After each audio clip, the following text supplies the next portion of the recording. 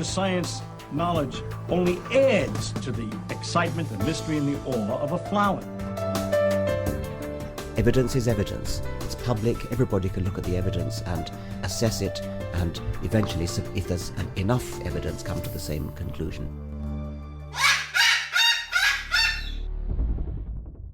For newcomers and old-timers alike, the Chloe Sanctuary hopes to give you insight into the health and happiness of your companion parrots.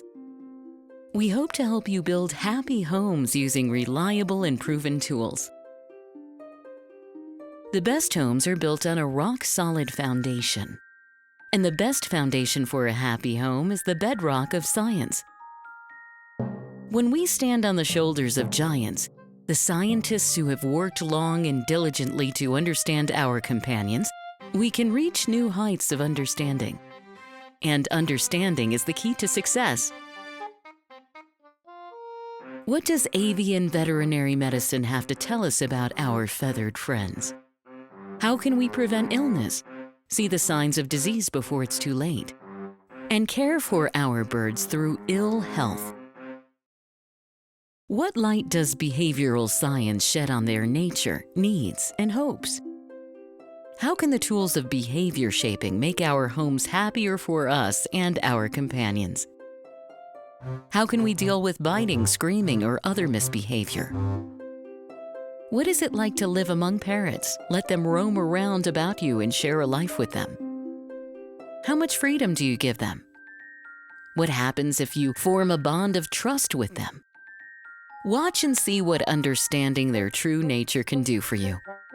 Come with us on a journey as we do more than examine a parrot's world. We live in it.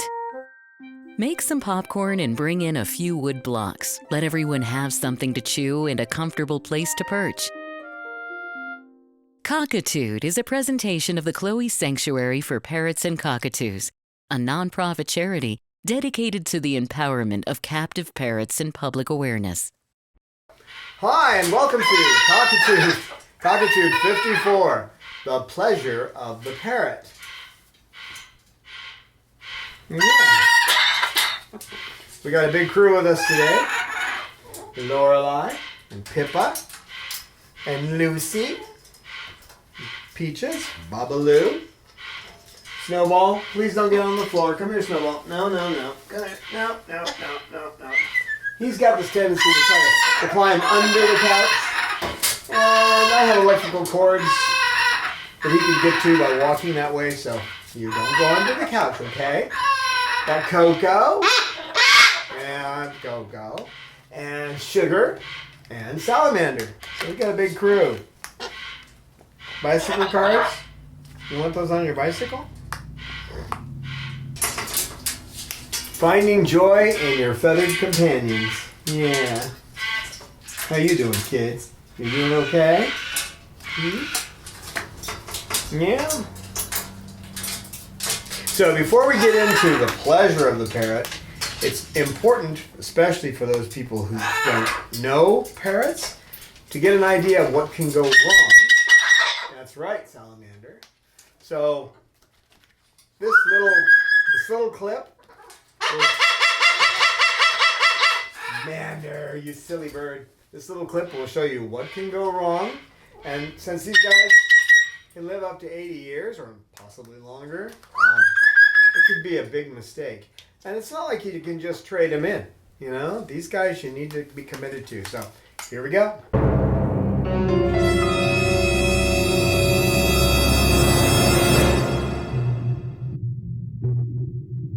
Often I see eyes darkened by futility. They have given up.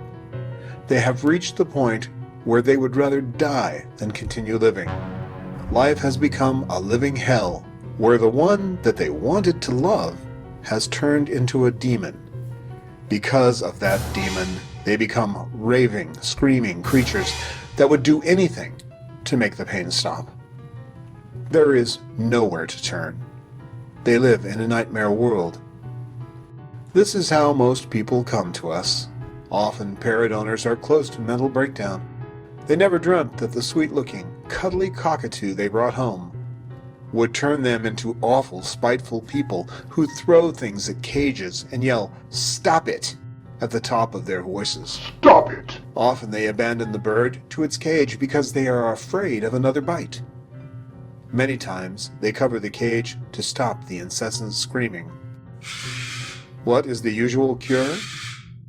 We take the bird from them and let them return to their lives. Parrots and cockatoos take us by surprise.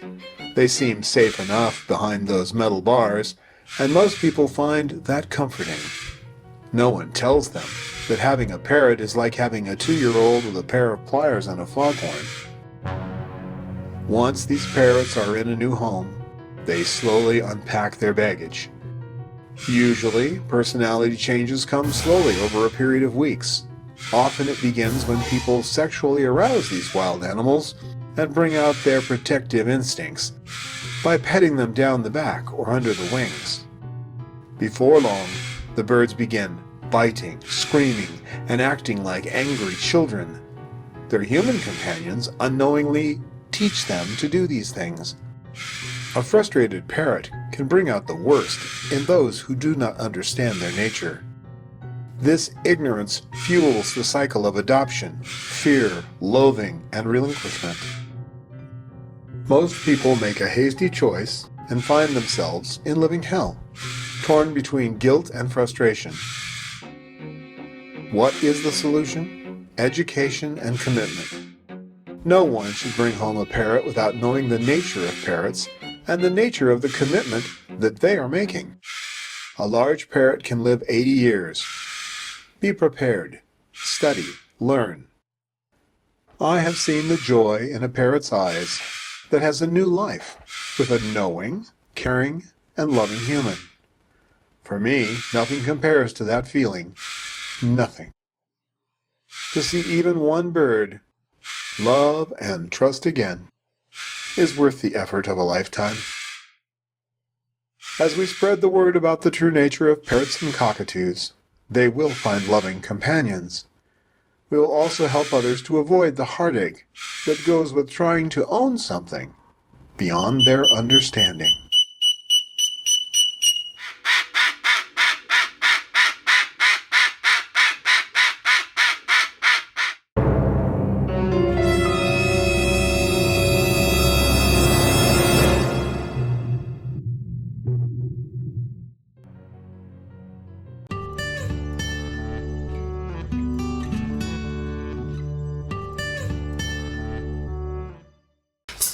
Now these guys, hi Laura. Hi. These guys are highly intelligent, and it's one of the things that makes it so much fun to live with them, because they can even outwit you, and frequently do outwit me actually. So their intelligence is pretty amazing. A good example is Snowball. Now there's a guy who plays Frisbee. Now when I say, you've played Frisbee with a dog, where you throw it and then you have to try to fight it out of the dog's mouth and everything. But with him, he actually plays the game. You throw it, he throws it back. Wait, I'm not going to put up with that sound. Get over here. I'm going to go get you. I'm going to get you. I'll bring you over. Now, if I have to, one more. That's it. Excuse me, Bob. Get over here. Get over. Get over here. Come on. Come on. Get over here. And get over here. Come here. Come here.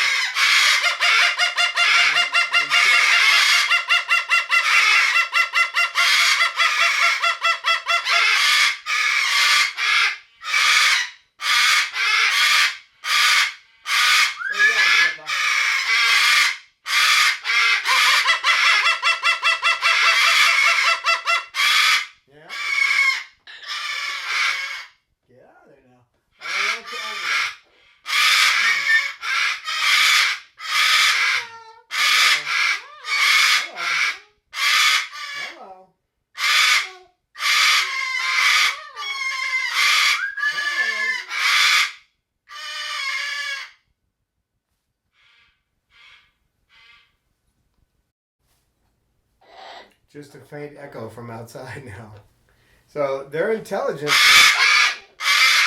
He's learned if he makes this one sound, I'm going to come over and get him.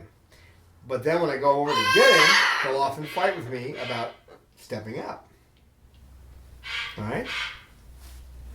So who knows what he's really looking for? He may be looking for me to come over and just hang out over there, which I do sometimes. But the intelligence that I've seen, the greatest example, I've mentioned it once before, but was when I saw Cecil get down, go pick up a toy, and come back and use that toy to whack another bird to get the bird to get down off the cage so that he could be there. Lorelei stole my earpiece when she couldn't even see that it was there. When you're dealing with something that's that intelligent, and we humans are used to telling dogs what to do, most pets that people have, where it's much easier to make the animal do what you want them to do, these guys are going to make certain choices based on what they are. Like we don't fly when we get scared, they do. If they still have their wings enabled, as many of the birds in here do. He can't fly because he has a twisted pelvis. Peaches can't fly because she has 6 fused vertebrae in her neck. But the ones who can fly, that's what they do. So they have a lot of other behaviors that are normal. For example, right now he's trying to jostle himself into a position where he can mate with me, and of course I can't allow him to do that. And he'll start doing some manipulations. That one where he fell over, that was a manipulation, because he's trying to get me to do what he wants. No, we're not doing that. We're not doing it. No. Salamander, no. We're not. No, we can't do that. Wrong species. Wrong species, okay?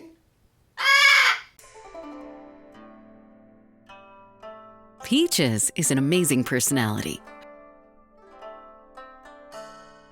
Her daily maintenance requires dedication and mindfulness. She requires 2 forms of medicine, 7-course meals, and effort to entice her to eat. Extensive preening every day, special tools to trim nails, constant attention to her vocalizations, daily walks, and twice yearly checkups due to the possibility of impacted feather follicles and the nature of her spinal injuries. It seems a common misconception among the general public that parrots are like toys in a toy box. Nothing could be further from the truth. They are complex creatures. Recently, scientific studies have shown them to be at least as intelligent as chimpanzees. Every captive parrot needs special humans who will dedicate themselves to understanding them, those who know their species as it lives in the wild, special people that understand their social, mental, and physical needs. They need to be understood for what they are, and not as merely human companions, as circus performers to bring smiles. Peaches needs all this and more. She is our special girl. Will you help us care for Peaches? Please make a donation today at our website, chloesanctuary.org. That's spelled CHLOESANCTUARY.org. As a special thank you for your donation, we will joyfully send you a postcard with Peach's happy face.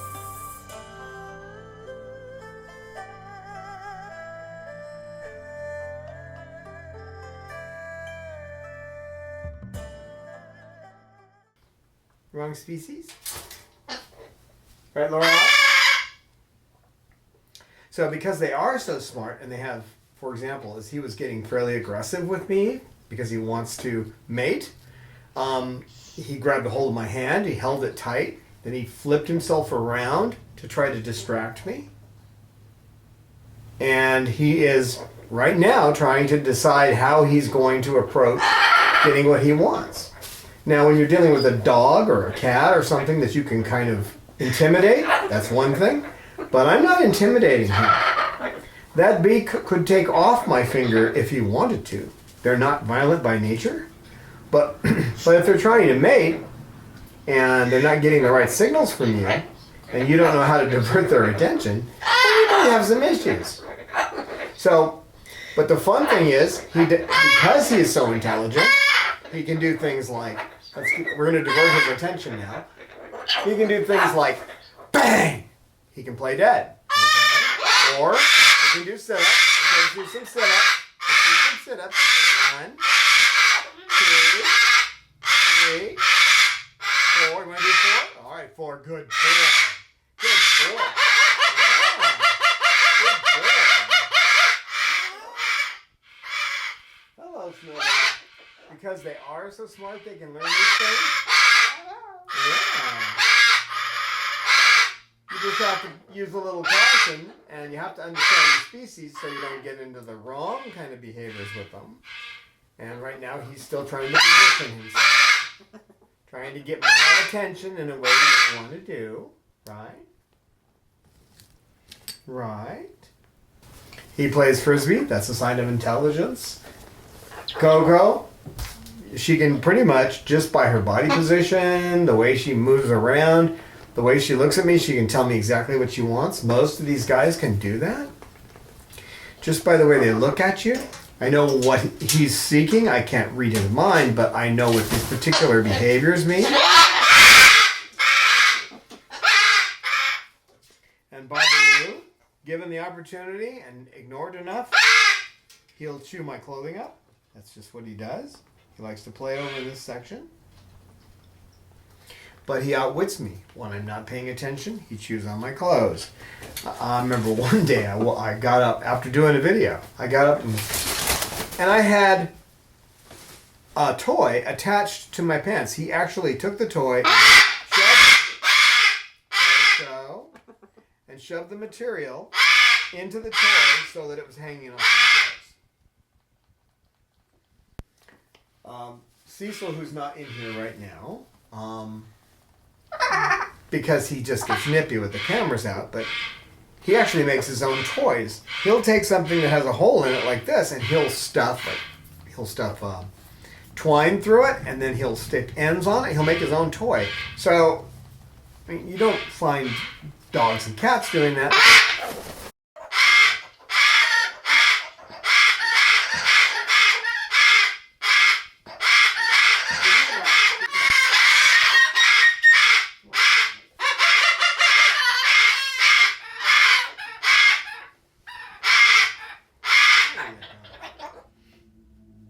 Be nice.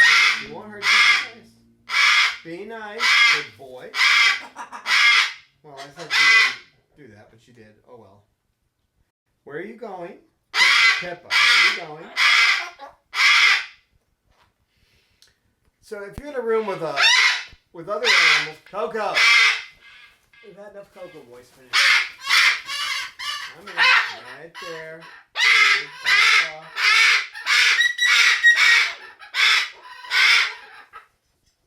Okay. I can't talk with Coco crying the whole time, so let's cut that out. Let's cut it out now. Yeah, let's cut it out.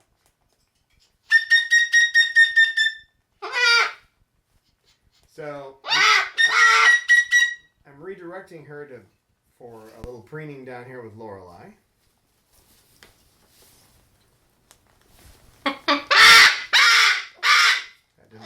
That didn't work so well. Snowball, leave him alone. Come on. But they've all got their different agendas, and you have to.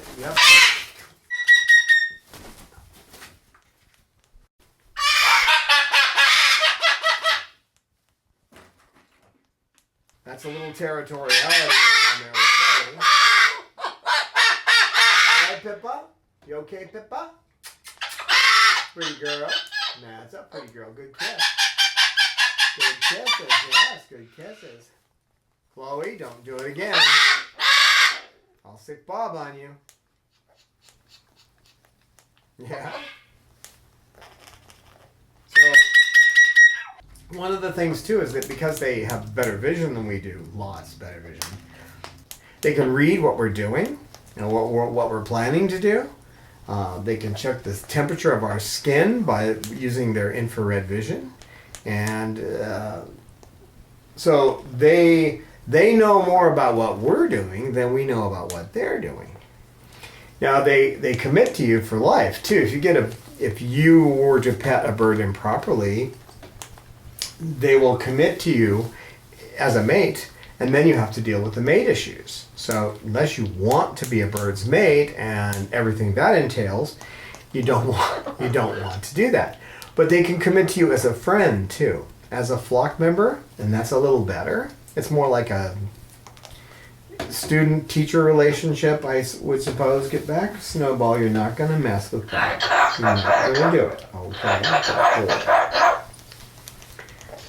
So they'll commit to you, and you need to commit to them too.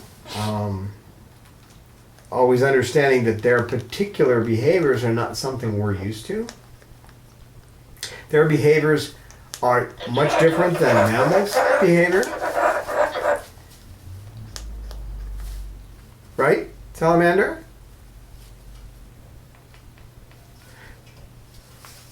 So when these guys commit, they'll commit for a lifetime to another bird, to a mate.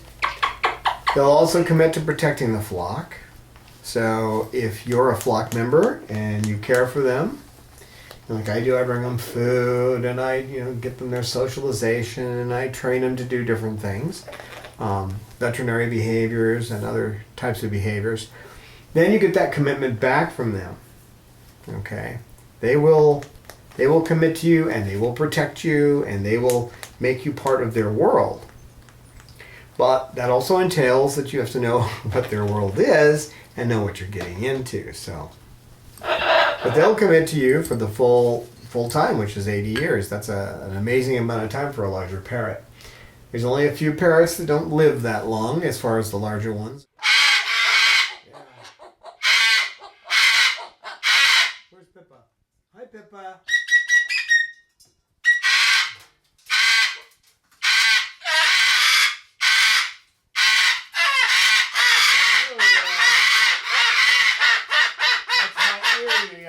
Please.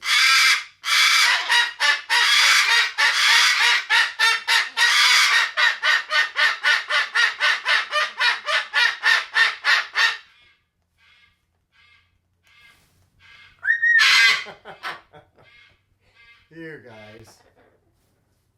Hello. Pippa, where'd you go? Hi, Pippa. Come on, Pippa. Hello. Pippa, not under the couch. Pippa, not under the couch. Come on up. Come on up. Come on, Pippa. Come on. Come on up. Pippa, no, not under the couch. Come on, Pippa. Come on. Come on. Come on, sweetie. Come on. There you go. That's a Pippa. That's a Pippa. Yeah, they're getting used to the new birds, too. We got two new ones in here, Lucy and Pippa. So, we got a situation where they're all learning about each other, and you're dealing with territory lines, and Pippa's moving into the flock pretty quickly. Lucy, on the other hand, is trying to hang back, and the longer she hangs back, the longer it'll take for her to become a strong flock member. But she's getting there, aren't you, cutie? Aren't you, girl? So they have a strong commitment that they make to you, so you need to do the same thing. And we don't realize just what it takes to break that commitment. A good example is I was watching a good trainer, and he did a great job training this Amazon that was... everyone was calling this Amazon a mean bird because it bit everybody that got close to it. And it took him about 5 minutes, and he had the bird sitting on his hand, just using the basic techniques that we teach in some of our videos. But one thing he did do wrong, and that's okay because it still worked, but what he did do wrong was when he was holding out the treat trying to get the bird to step up, right? Well, he had the treat just a little too close so the bird wouldn't have to put his foot over on his hand, so he pulled it back. You never want to do that because that's like offering a paycheck and taking it away.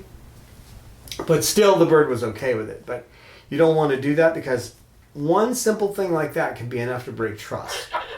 Think of it more like taking your paycheck away at the end of the week, Here's your check, pull it back.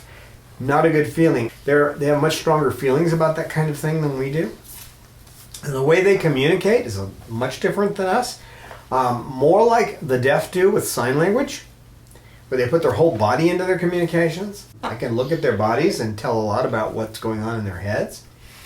They use their feathers like semaphores or like sign language to let me know what's going on. We hope you will consider supporting us on Patreon today. We produce up to 2 videos a month. As a patron, you pledge to give us a donation, whatever you feel is right and meets your budget. Patreon gives us your gift monthly. You can easily set a limit on how much you donate a month. You can change the amount of your pledge at any time.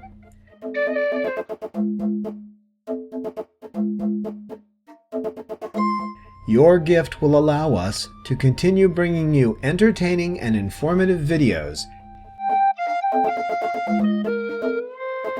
Patreon.com/Chloe Sanctuary. We look forward to your participation in Cockatude.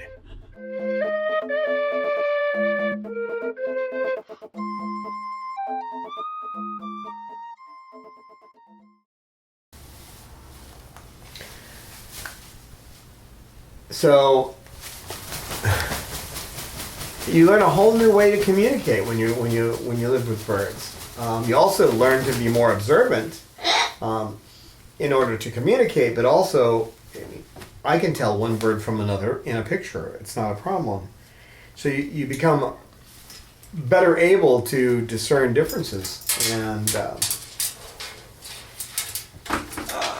what are you doing up there, Coco? I'm going to try to mix her in with Lorelei, and they'll preen each other. So you become more observant. They can teach you to be more observant because they do things that, yeah. I remember when Chloe taught me, I want this and I don't want this. It was, no, you're not doing that. It was difficult for me to eat. I didn't even have a clue what she was trying to tell me until she finally had to. She had to take her whole body and use her whole body to let me know what she wanted. Now it's just a matter of turning her head slightly. It's just a matter of turning her head slightly, and then I can tell if she wants something. So. A slight tilt of the head means I want it. A slight tilt of the head away means I don't. Right, Bob? No, you're not going to eat the tripod. Come here. Coco, calm down. You calm down. You calm down, pretty girl.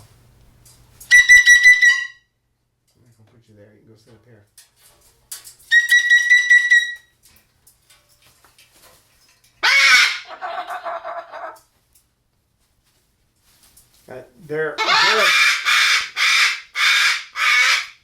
They're acutely aware of their surroundings, much more than we are. You could bring something into a room. I mean, I have all these cameras and everything else now.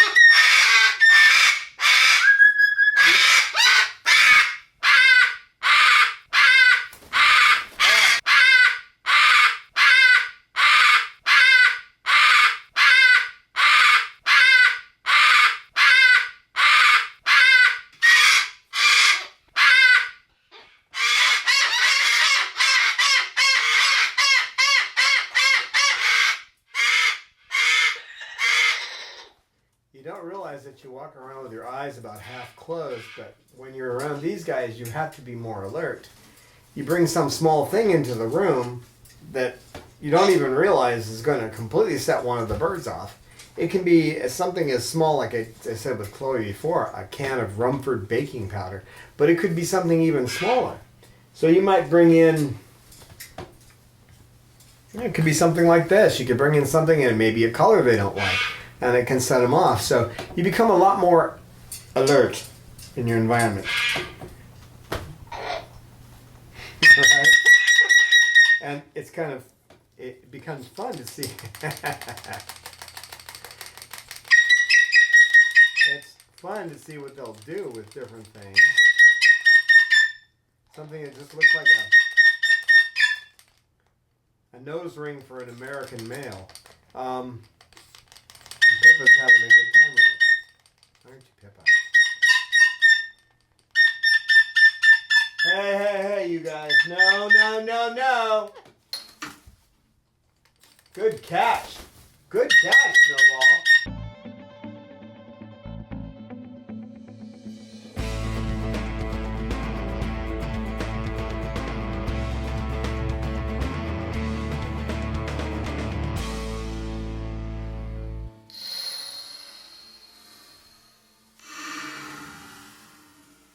He just caught it right in midair. You're pretty amazing, Snowball. Gotta stay away from the girl. Yeah, no girls for you. Yeah? Your turn?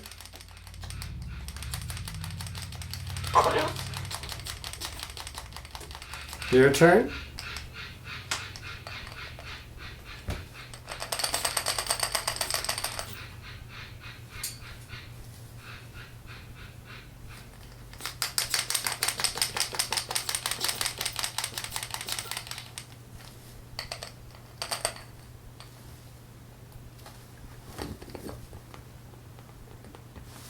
Bob, I'm going to take away a toy.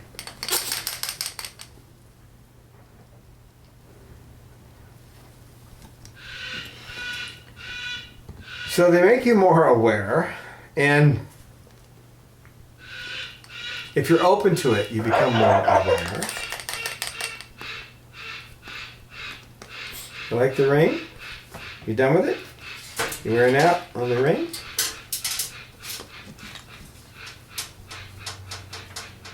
You are? Okay.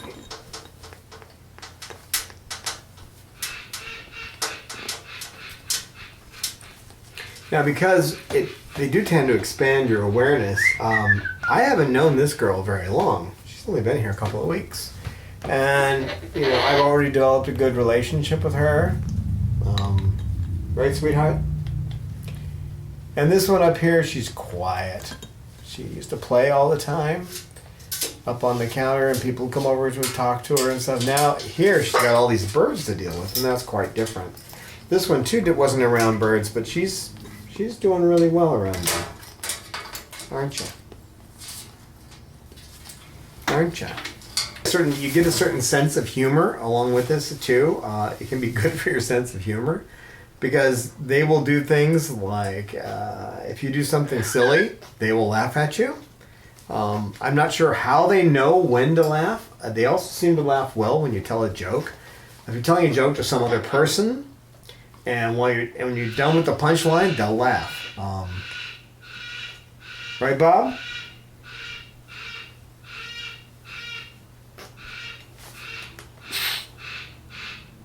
She doesn't understand yet, Bob. She doesn't know. Give her a little time. Give her time. She'll let you preen her. She will. Just give her some time, okay? She doesn't know yet. Okay, whoops. It's all right. She's not trying to hurt you. She's preening you, silly. It's all right, Bob. It's all right. It's all right. No one's going to hurt anyone else. No one's going to hurt anyone. It's okay. He's just preening you. He's just preening your head. All right, Bob. That's good. That's good. Do more later. It's common for me to be sitting in here and we're all watching a movie or something, and I'll look down, and a bird will be doing something just crazy. Good example, Peaches will be sitting there with her foot up, right? And you reach down to pet her, and she'll take her foot and go like this with her over her head. Like, I didn't really want you to hold my foot. I just was trying to get your attention, right? Snowball. Or something like when I tossed that at Snowball and he caught it. I know he can catch them. He doesn't mind having things like that tossed at him. He often will catch them. He's an athlete, aren't you, boy? You get a certain sense of humor about yourself, too. This morning I did a little video, just a quick, 20-second video of all the wood and stuff that got torn up by a salamander last night. He was on a mission to just destroy this area. And he likes to hang out over there or on my lap over here, but he was on the floor last night just tearing stuff up. I'd turn around, there's more junk. He dragged something over, so I toss some of these little bagels. They're paper bagels, right? And I throw one down to him, and then he chews it all up, and I throw him another one. I throw him 4 bagels, and the thing was just a disaster. And then he found pieces of wood and shredded pieces of wood that were already half cut. And sometimes they just make you laugh because I'll be working on something, busy. You know, I take a couple hours during the day and try to get some work done on the computer. Video editing's one of them. And I'll turn around and Sugar will have walked all the way down. She's over here and she's leaning almost over to me, looking at me with that look like, I want to be petted now. So I'll pet her for a while, and then she'll come over and she'll tug on my shirt, like, pet me some more, pet me some more. You see her in these videos and you see she doesn't seem to do much, but she does. When I'm sitting over there, she plays with me, and then she will sit with me for 5 or 10 minutes a day and just want to snuggle and that kind of thing. I'll be sitting in here, I'll be watching, they'll be watching a movie, and I'm watching them more than I'm watching any movie, but I'm watching them. And then I'll see Cecil hanging off the end of the perch, and he'll start swinging. And then he'll go down like a fireman, off the perch to the floor.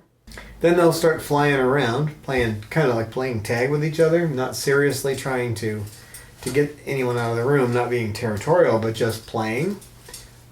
Cecil and Snowball will often play together, and they'll play tug of war with a toy, or they'll be running around on the perches together. Sometimes it's like this one. She loves to come out of her cage, but she doesn't want to go back in it. You can't blame her for that. When you go to put her back in, it's feet, beak, wings, every which way to say, I'm not going back in this cage. I'm just not doing it. Right, Pippa? And it's actually kind of fun just to watch, as in this case Bob and Pip are getting used to each other. They happen to be the same species. So he's never been around, as far as I know, his own species. So he's trying to make friends with her. We're not going to let him get too friendly, but we want them to at least preen each other. And she's just not sure about it. Now when he came here, Lorelei had to teach him how to preen. He didn't have a clue. He didn't know anything about preening, right, Lorelei? Lorelei trains birds to preen. That's one of her good qualities, isn't it? You teach birds to preen, don't you, baby? How you doing, Lorelei? You look a little sleepy. You be gentle. Be gentle with the Pippa, and no playing with the tails. Okay? Alright. And when I had to take Chloe out, because Chloe was getting territorial, so I had to take Chloe out, this one decides to fly over and hang on my pants. So I'm walking around with a bird hanging on my pants. And if you don't laugh at that kind of thing, then you probably shouldn't have a bird. Because sometimes it's just crazy. I put on a pair of shoes and Lorelei right down to get my shoes. Sinks her beak right into my shoes. So, or just when I go to grab a pair of shoes and she looks over at me like, I'm going to get those. And just that right there just busts me up. It just makes me laugh. Because I know that she's going to win frequently. She's going to at least get to bite my shoe. Right, Lorelei? Right, Lorelei? Snowball, you be nice. That's okay. And then they'll get all crazy. They'll start screaming and running all over the place and flying back and forth. And then, 5 minutes later, they're just calm and preening each other. It's a lot of fun. And it's fun, too, when you're dealing with, like here, these two are trying to get to know each other. She's more nervous. Bob's just trying to get to know her. And just working with them so they both feel comfortable. Because, like us, they can get frustrated. If she keeps pushing him off, he'll eventually get frustrated. And then you'll see the feathers on the back of his neck go up. And when those feathers on the back of the neck go up, then I'll pull him away from her. Not like that. That's normal yawning type of thing. They're straight shooters. They're not sneaky, generally. There are a few exceptions. Lorelei can be a little sneaky, can't you, Lorelei? She doesn't really hide what she's doing, but she'll just kind of slide into a certain position and watch you to see if she can get something you've got, something she wants, or if I'm cooking something, she's going to want it, so she'll maneuver herself in a position where she can see what I'm eating, which is easy for her. She just flies up to a spot where she can see. Right, Lorelei? Right, little Lorelei girl? Right, little Lorelei girl? Yeah. Yep. Okay, Snowball, you're not going to do that. And he tends to be a little rough with females, so I have to keep an eye on him. Don't I, kid? But I love you. It's easier when I separate males and females, but for the videos, I'll usually have them all in the same room. But I think the most beautiful thing about them is the way that they live together, and they work out most of their own issues by themselves. Now, these are birds that were raised by humans, and they don't have some of the skills that the wild birds have. They're honest, they're trustworthy, they expect the same from us. And Bob, if he's on the floor, he'll let me, I just put my finger out and he'll grab my finger and gentle, you can't even feel any pressure, and I can lift him right up. What other wild animal are you going to put your hand in jeopardy? Now, that doesn't mean that they won't bite. They bite under very specific circumstances for particular reasons. And there's always a good reason for why they do that. So you're dealing with creatures that are much more straightforward than what you're used to. Certainly more straightforward than humans. What you have on a human is a veneer. It's like a painting. What's underneath there is not much like the painting at all in most cases. Most people will, if they don't like your clothing, they're not going to say anything, or they'll pretend that they like it. These guys, if there's something they don't like, they're going to make it obvious from the start, right, Bob? And once you develop trust with them, like with Lorelei, good example, with Lorelei, she puts her feet up so I can do her nails. You know, that trust is there. And at the same point, if my finger is in her beak, I can trust that she's not going to bite me. Right, Lorelei? There's nothing quite like the trust that you can have with one of these guys. You have to work on it. You know, we humans are not as honest as them, and they expect that kind of honesty. They expect you not to be saying one thing and doing another. One way they expect that, you play with them every day for 2 hours, 3 hours. They expect that to happen every day. And if it doesn't, if you're just like, well, I've got something more important to do today, and you make it intermittent, then you're going to lose some of that trust. Because these guys, they kind of learn to expect things, which is one of the reasons why you don't want to give them too much time when you first bring them in. Only the amount of time you know you're going to be able to devote to them every day. And they're cooperative too. Using her as an example again, when I do her nails, she puts her feet up for me. When I want to take them back to their night cages, in most cases they're going to cooperate and step right up. Peaches makes a game out of it, so she doesn't always step right up. I'll reach in, she'll look like she wants to be picked up, and she'll turn away. It's a game that we have, and it's fun, and we both like to play it. It's her last little game of the day, right, baby? Right, baby girl. And if we're dependable with them, if we, as I said before, if we spend time with them every day and we make that commitment to do it every day, then you can depend on them to also be there for you. If I'm not feeling well, there isn't a bird that knows me here who won't spend a little time, come up and hug me, give me a little extra. They can tell when I'm not feeling quite so well. We have our good days and bad days. They do too. It's a habit to preen her tail, and she can't preen it herself, so this doesn't mean you should be preening a bird's tail. But since she can't, we don't want her to have any impacted feathers or any further surgery for that. So, what do you think, Pippa? Any comments? No. I don't know who is feeding you by mouth. We don't do that around here. No, we don't do that around here. Not good for you. I don't mind it, but it's not good for you. Now, they can be pretty determined, and it's fun to watch it, I've watched Cecil just tear apart cages because of he's determined that these bars are going to break off, and he's really good at doing that with bars that are not bead welded. If Coco wants to get onto my chest, she's going to do it. She's going to find a way if she has to push everybody else out of the way. So they have that kind of determination, which is a blast to watch. And Coco will just she'll move, heaven and earth to get up on my chest when she wants to do it. So then you have to try to fit it so the other birds don't get shoved too far out of the way, but she still gets what she wants. You find yourself trying to come to middle ground a lot. You learn patience and you learn the ability to come to middle ground when you're around these guys. Right, Pippa? Right, Pippa? Yeah. Yeah. Pippa. And you up there, you're just sitting around being a lump. What you being a lump for? Huh? What you being a lump for?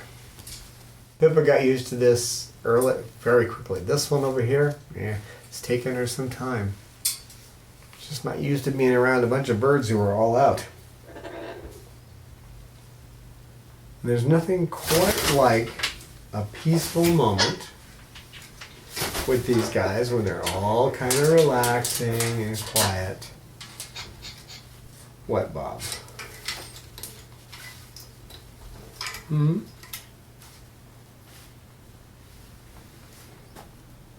Yeah, I know you gotta go, Bob. Let's see. Hold on, Big Bob. Hold on. Oh, we fell off. Okay.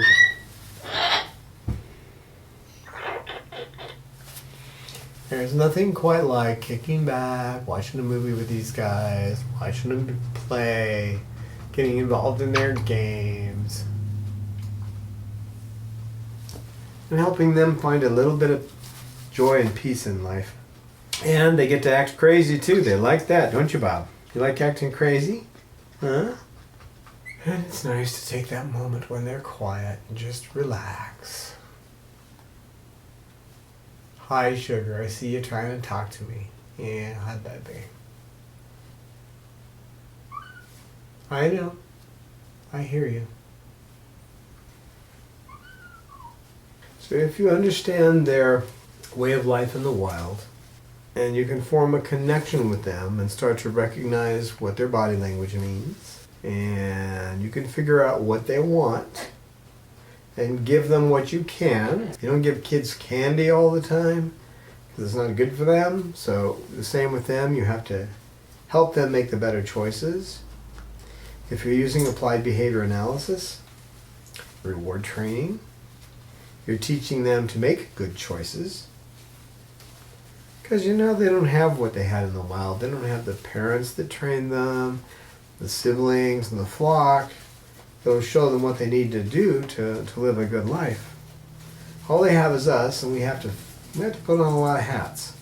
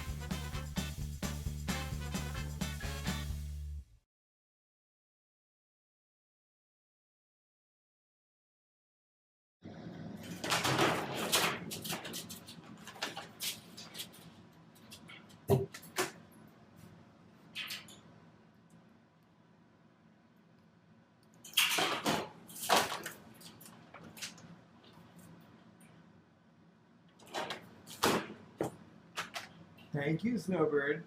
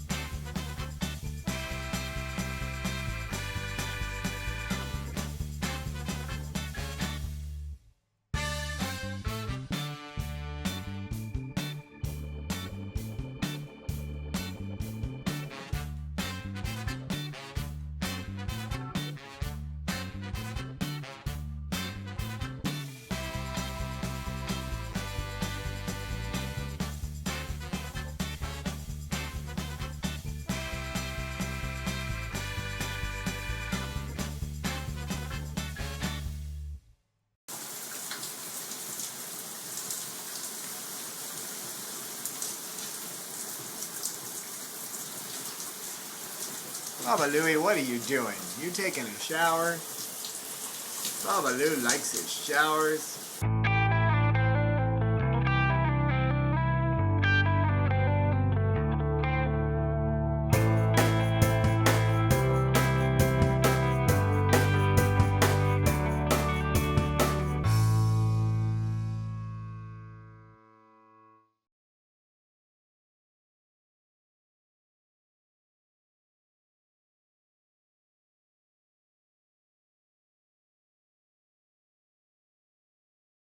Would you like to say goodbye to the people?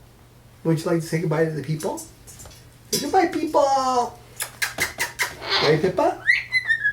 Yeah, goodbye. We'll see you next time. Happy New Year. We welcome your feedback on our videos. We look forward to your insights, tips, questions, stories, and pictures. You can email us at cockatude@chloesanctuary.org, reach us on Twitter @Chloe Sanctuary, and join with us on our Facebook Chloe Sanctuary page.